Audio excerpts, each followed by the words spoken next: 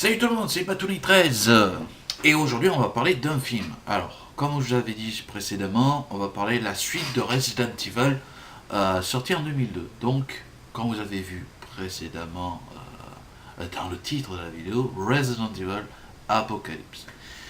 Cette vidéo sera coupée en 3 points. Premier point, l'histoire. Deuxième point, les acteurs. Et troisième point, la conclusion et mon avis, plus autre petit bonus. Alors, on va s'attarder principalement sur l'histoire. L'histoire, donc, suit directement le 1. Plus que le 1 s'arrête où on voit Alice dans Raccoon City, pratiquement à poil, avec un fusil à pompe, on va dire qu'on va reprendre là, mais un peu plus avant. C'est-à-dire qu'on va voir comment la ville a été infectée.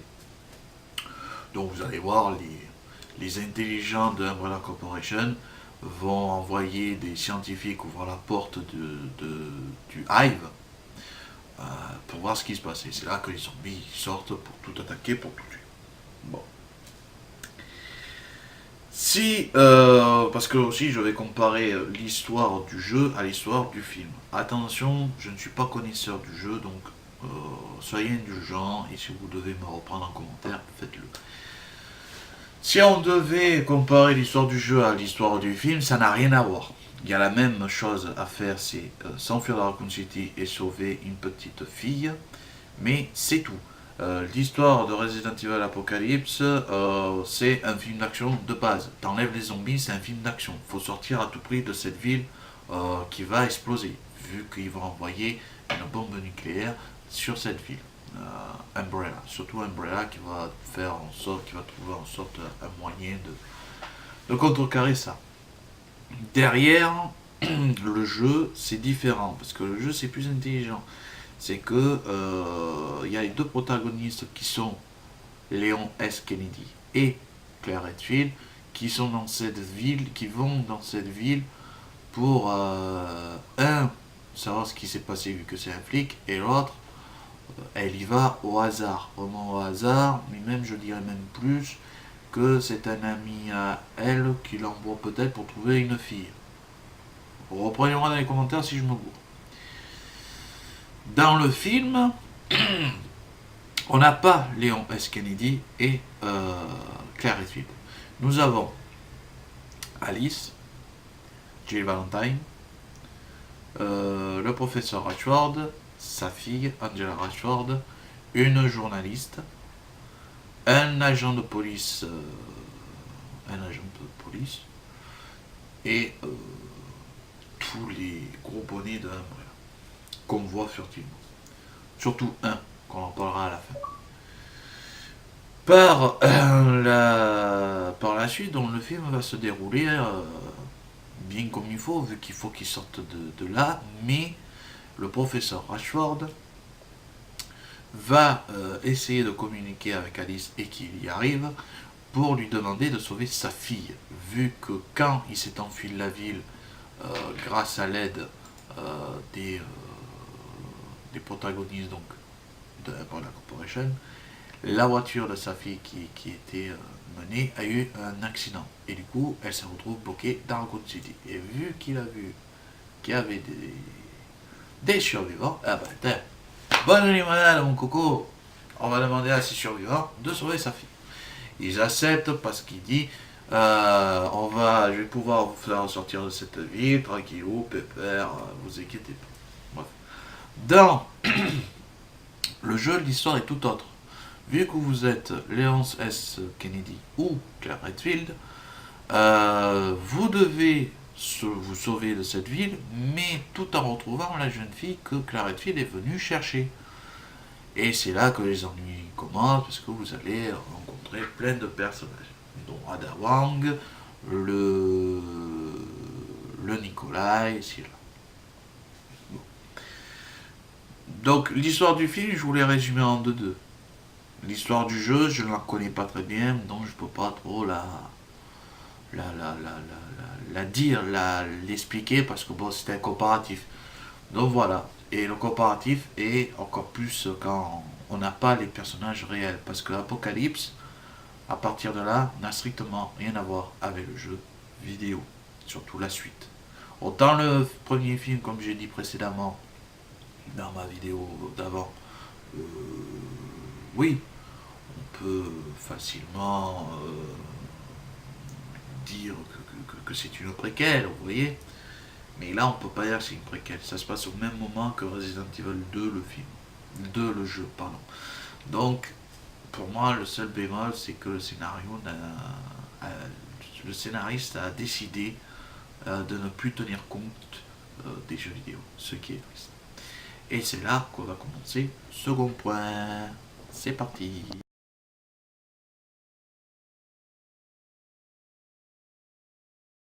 Les acteurs. On a besoin des acteurs, de personnes réelles dans certains films où on fait un dessin animé ou autre. On a besoin des acteurs pour doubler ces personnages-là. Donc pour ce deuxième point, on va se consacrer sur les acteurs de Resident Evil Apocalypse. Je passe sur Mila Jovovich parce que je pense que tout le monde connaît sa biographie. Et puis c'est l'une des actrices la plus connue dans Resident Evil. Par contre, je vais m'attarder longuement sur les acteurs qui entourent Mila Jovovich sur ce film. Et je ferai pareil sur ces autres films. Donc on va commencer direct. J'ai pris des notes. Voilà.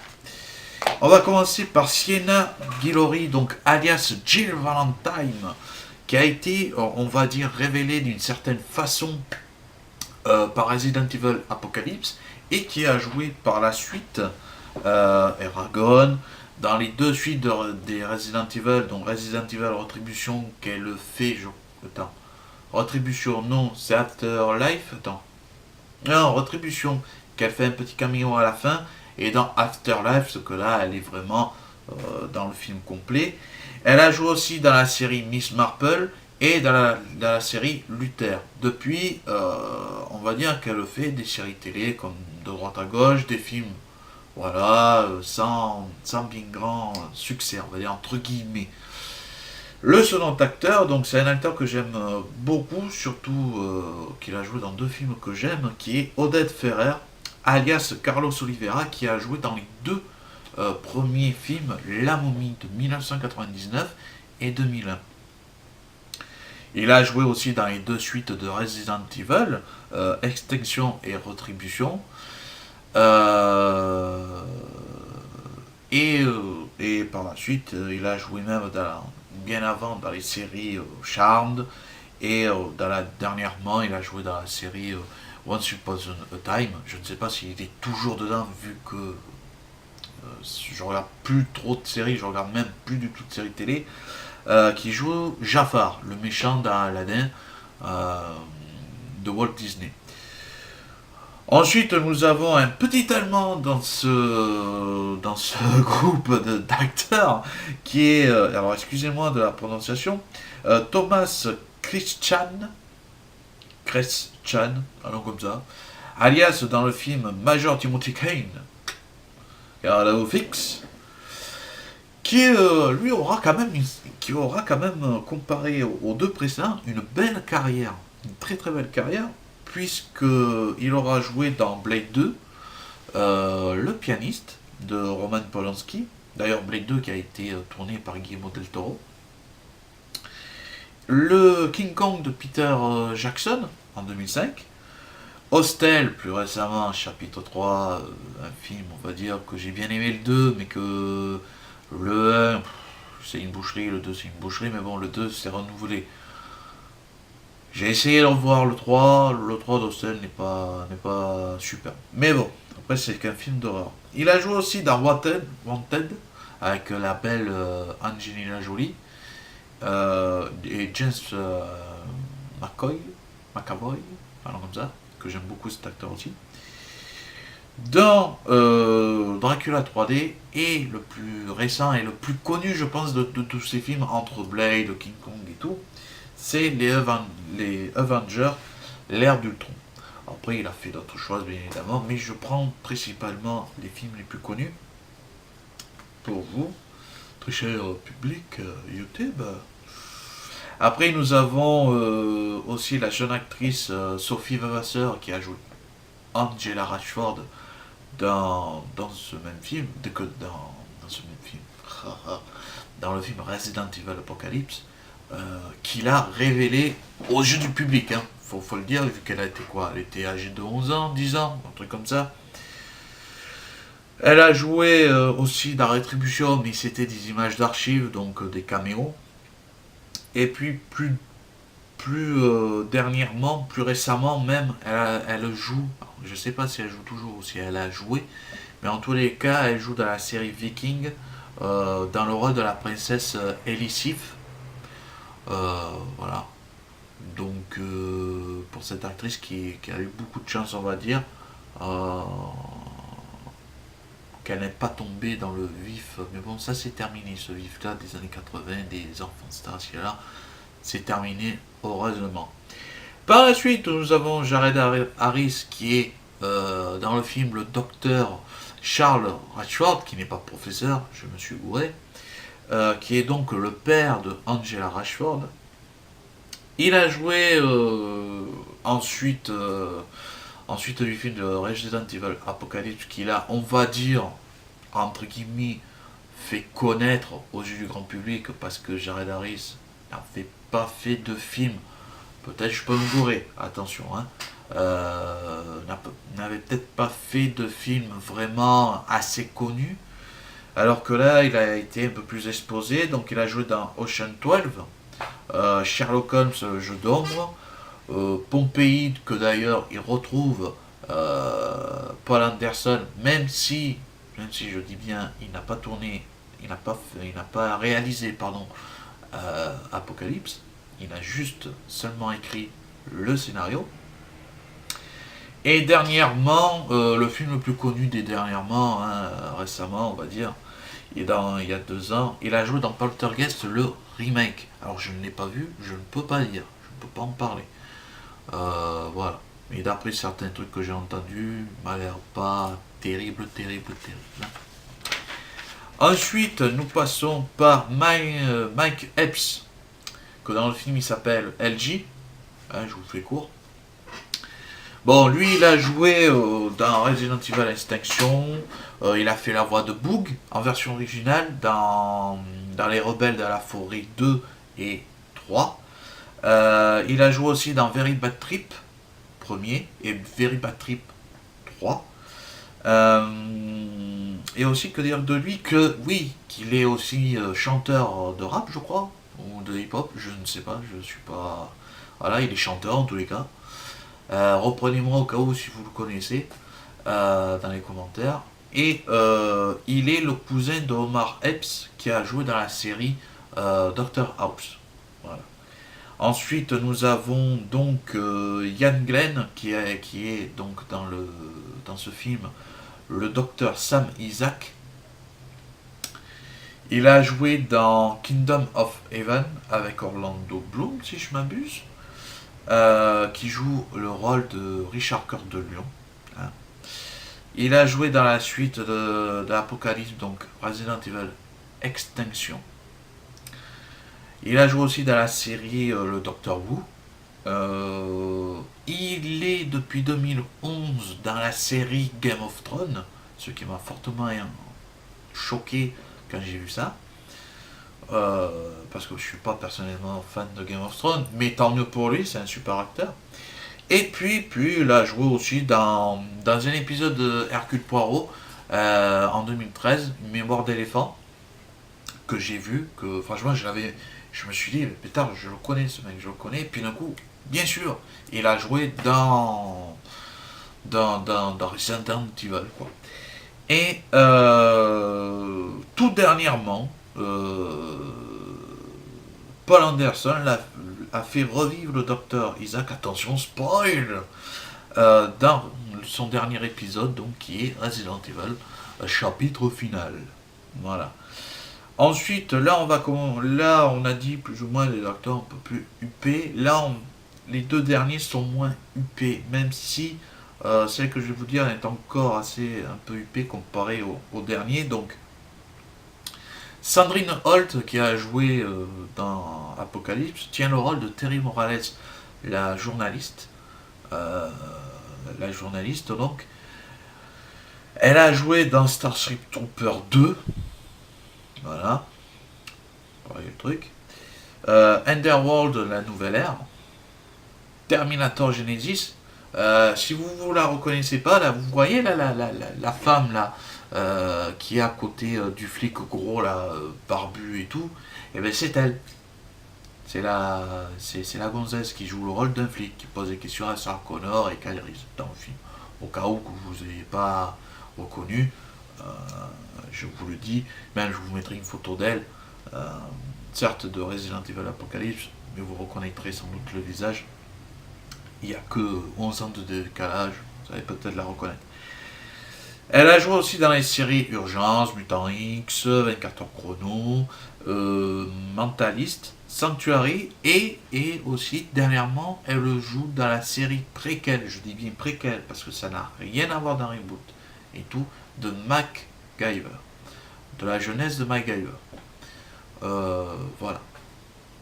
Et pour terminer, on garde le meilleur pour la fin comme je dis toujours, mais c'est pas vraiment le meilleur.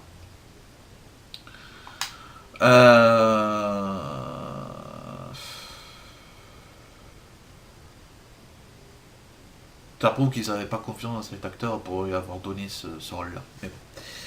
Il s'appelle Zach Ward. Et dans le film, il est Nikolai Genova. Enfin, il est Nikolai. Le fameux méchant Nikolai dans Resident Evil 2. Et cet acteur, il a joué dans plusieurs films, mais connus la plupart, mais surtout des séries B et des séries télé. Donc il a joué dans Freddy contre Jason en 2001, Transformers, Blood Rain 2, Alone in the Dark 2, je vais pas faire le 2, hein, 1, 2, 1, 2, 1, 2, 1, 2.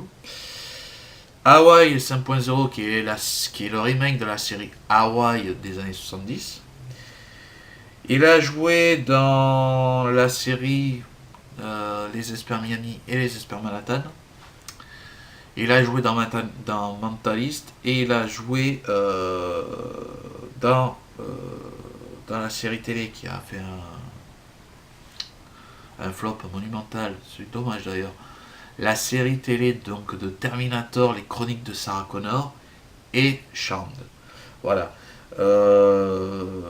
Cet acteur, pour moi, très honnêtement, ils ont donné le rôle de Nikolai parce qu'ils ne savaient pas quoi en faire, donc ils l'ont donné à cet acteur. Voilà. Bon. Mais du coup, après ce point 2, on va attaquer au point 3. Yes.